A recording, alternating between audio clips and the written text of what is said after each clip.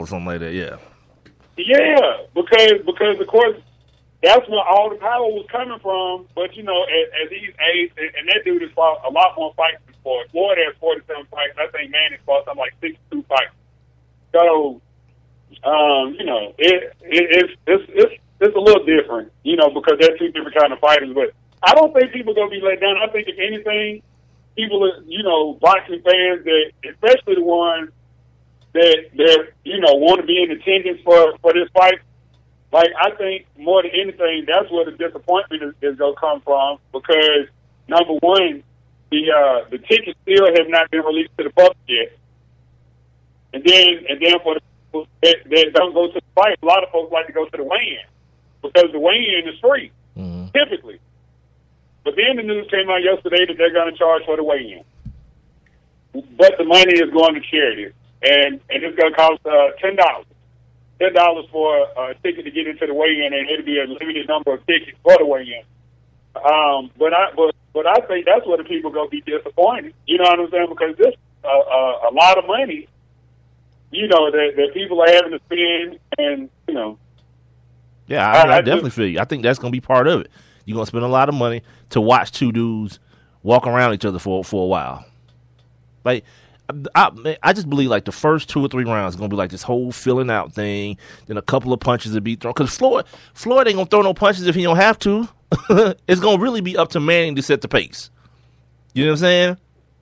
Yeah. If it's up to Floyd, he's like, guess what? A draw gets me out of here with my belts, and I still got one more fight. And if it's you again, fine, so be it. But you know what? But see, this is the thing, and I was having this conversation the other day.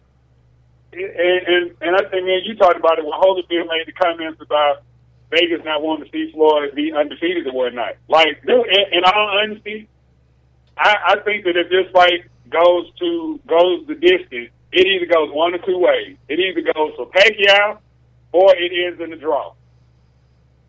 If it goes the distance? Yeah. Yeah. Because, see, the thing about it is, even a draw, still, I mean, that goes on Floyd's record. He's no longer just undefeated at that point in boxing terminology. You know, because when you talk about the record, like Rocky Marciano, you know, retired with unblemished, like a true undefeated record. So it's going to be interesting. Yeah, I'm not really buying into the whole Evander Holyfield conspiracy one, because I'm not even talking about he got paid for getting hit in the head.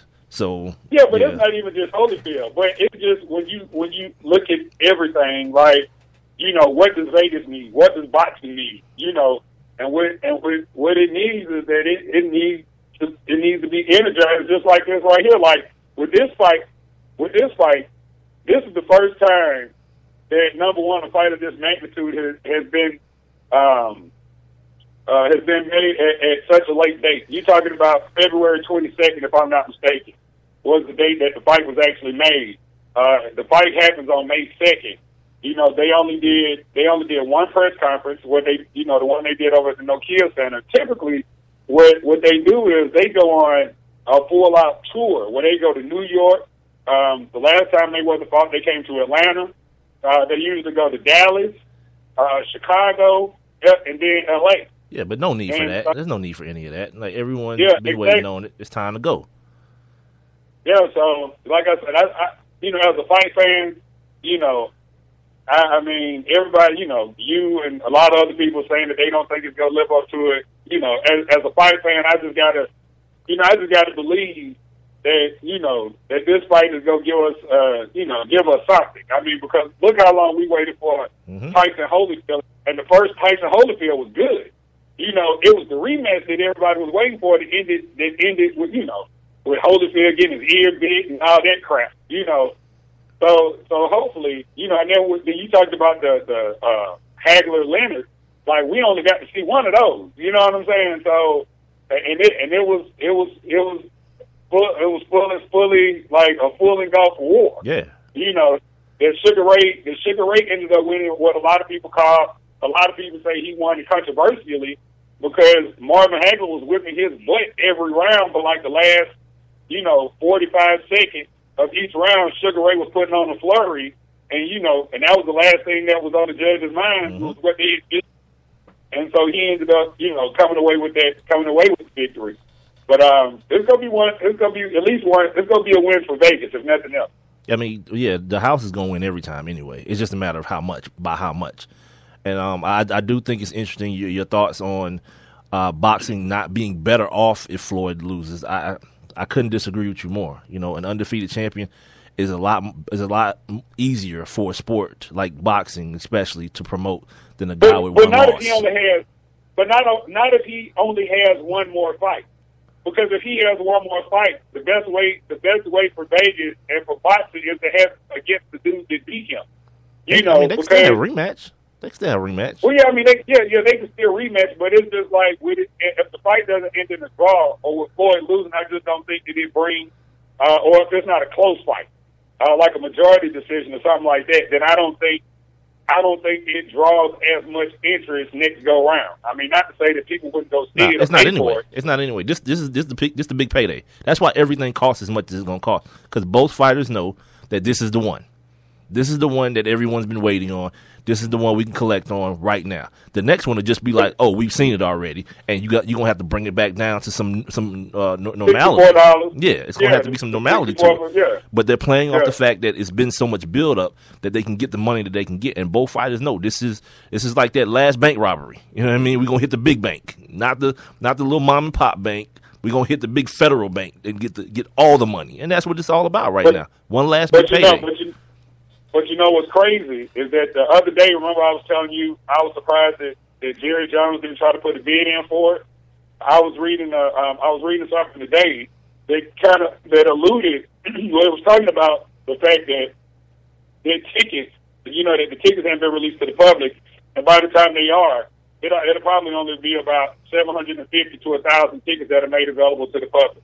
And what the article was saying was, how the MGM Grand Gardens only hosts about 16,800, something like that. But had they put it in a place like Cowboy Stadium, you're talking about the potential of still selling that event out. So I started doing the math, right? So I'm like, okay, if they're talking about making $77 million off of 16,800 people, like imagine if they went to a place like Cowboy Stadium and had a 50,000 piece audience, like it would double then, right? I mean, well, triple. But we're talking about 100,000 people capacity stadium now. Right.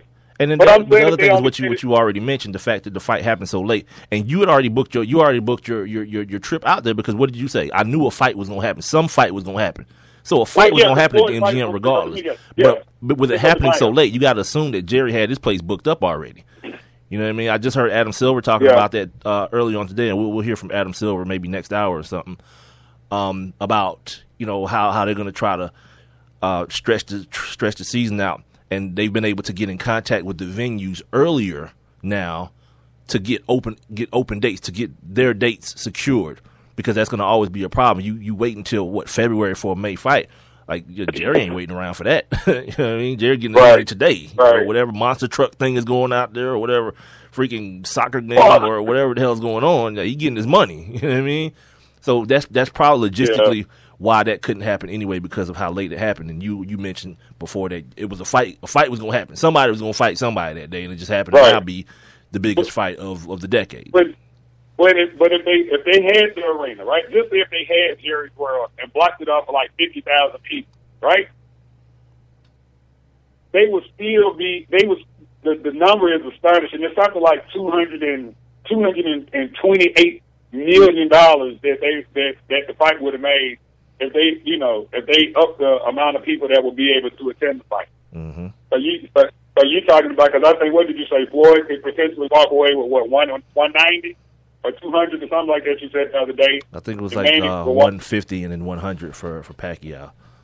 Yeah, so just imagine if it was a bigger venue. You know what I'm saying? Like those numbers would be like 250 for Floyd. Yeah. And like 150 for Manny or something like that. But yeah. I mean, you get 3 months. Like So you really don't have much time. So yeah. All right. Before we move on to our NBA conversation, I want to make sure before the half-hour mark hits that we go ahead and do our daily feature on this day. It's the Sports Kings. On this day. All right, Rob, on this day in 1892 at Sportsman's Park in St. Louis, the first National League game to be played on a Sunday took place. The Reds beat the Browns 5-1. They were colored? Browns can't get, I guess, yeah. Everybody just got called by their colors. It was like, probably was some American Indians versus a bunch of black dudes, or a bunch of Mexicans, actually. The Reds versus the Browns. Yeah, that was racist. I know. Yeah, nothing trumps funny. Nothing trumps funny. I'm telling you right now. In 1947, when Jackie Robinson of the Brooklyn Dodgers performed a bunt for his first major league hit. That's big. His first hit was a bunt. Was that in the movie? That movie sucked, by the way. That sucked. No, it wasn't. God, I don't even think that they had that he went hitless in his first game in the movie, did they? No, he didn't go hitless. This says. Oh, no. Okay, you're right. Because it says perform a bunt for his first hit. It wasn't necessarily his first game. Like the second game. Yeah. That movie blowed. On this day in 1967, the U.S. Supreme Court barred Muhammad Ali's request to be blocked from induction into the U.S. Army. Everyone know how that ended up. He had to go spend some time in the pokey. They stripped his titles, took him out of the game for a couple years. It's just a bad look for the champ, man. On this day in 2001, Barry Bonds of the San Francisco Giants hit his 500th home run. And 2 weeks later, he was at 600. Nah, I just put that part in there. Hold on, what year was it he hit 500? 2001. Yeah, like 2 weeks. Damn. 2 weeks, I'm going to read something that says, on this day, Barry Bonds hit 595 home runs. Nah. On this day in 2005, go ahead. No, that's unbelievable because when did he break the record? Dude, I don't know. I don't know what day it was. I'm gonna look that up. If that was when you say 2000, he was hitting 70 home runs a year, dude. So just whatever, 500, add like 70 to that, and 70 to that, and like probably in 2004, probably he broke the record. You know what I mean? It was hitting like 70 home runs a game, or not a game, a year. Damn. In 2005, on this day, Tony La Russa won his 800th career game as the manager of the St. Louis Cardinals. Here's one. In 2000, and on this day in 2008, Steve Air McNair announced his retirement. We all know how Steve McNair's life ended tragically. Tragically. On this day in 2010, Ubaldo Jimenez threw the first no-hitter in Colorado Rockies history. The Rockies beat none other than the Atlanta Braves 4-0. This is the Sports Kings podcast. I'm Big Mike. The other voice that you hear is Rob Calloway. We're being brought to you via Spreaker. Excuse me. Wow. That came out of nowhere. Spreaker.com. We're also on social media, Twitter, Instagram, and Facebook at Sports Kings Live, and our email address, sportskingslive@gmail.com. Why am I so burpy? Good God. Okay. We'll wait until next hour to get into this Sonny Vaccaro thing because it's juicy, man. I had a very good time watching that yesterday, and I got educated. And this is why when everyone came back from the Christian Laettner thing, said, "Oh my God, that was epic." But I didn't get that from that. It was nostalgic. It was one of those things where you look at it like, "Oh man, I remember that." Yeah, that was cool. Oh man, that happened. It was like that, but it wasn't like totally like great. Like that thing last night. That was awesome. It was epic. You found out so many little things that go on within the games within the game. But like I said, we'll save that for hour number 2. Right now, let's get really quick. Go ahead. Really quick. Just looking because I went and looked at Barry Bonds' numbers. So you said in 2000 he went for 500, right? Yes, 2001.